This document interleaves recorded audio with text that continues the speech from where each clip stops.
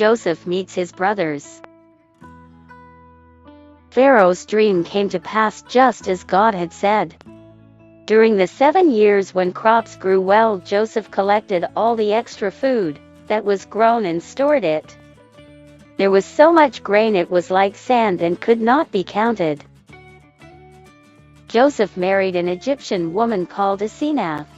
She gave birth to 2 boys.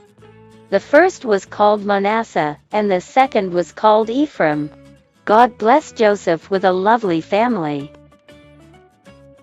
Then the 7 years of famine came. In other countries, there was hardly any food, but in the land of Egypt there was plenty food stored away. The Egyptians bought food from Joseph, and those from other lands traveled to do the same.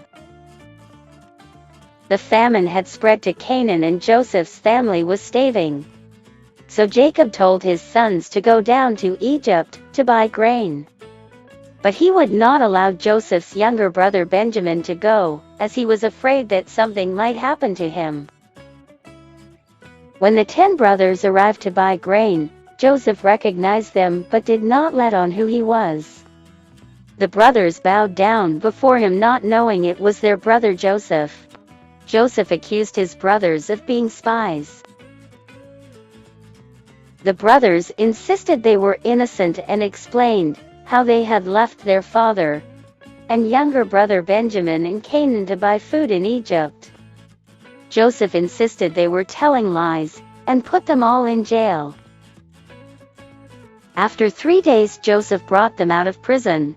He said they could buy food, but they must return to Egypt with Benjamin. At this the brothers became very upset. God is punishing us for how we treated Joseph, they said. When Joseph realized they were talking about him, he turned away and began to cry. To make sure the brothers returned with Benjamin, Joseph kept one of them, Simeon, as a prisoner. Simeon would only be freed when the brothers returned with Benjamin.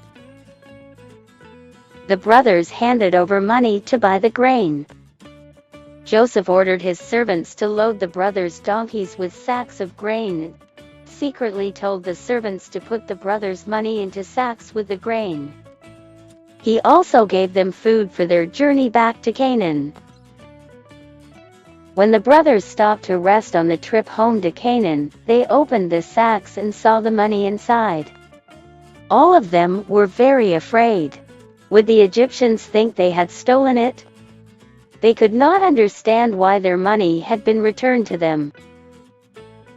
When they arrived in Canaan, Reuben tried to explain to his father Jacob what had happened. When Jacob heard the Egyptian ruler wanted them to return with Benjamin, he was very upset.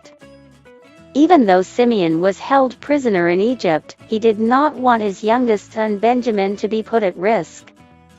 If any harm should come to him, I would die, he replied. So Jacob and the brothers who had returned from Egypt stayed in Canaan with enough food to eat. Poor Simeon remained a prisoner in Egypt.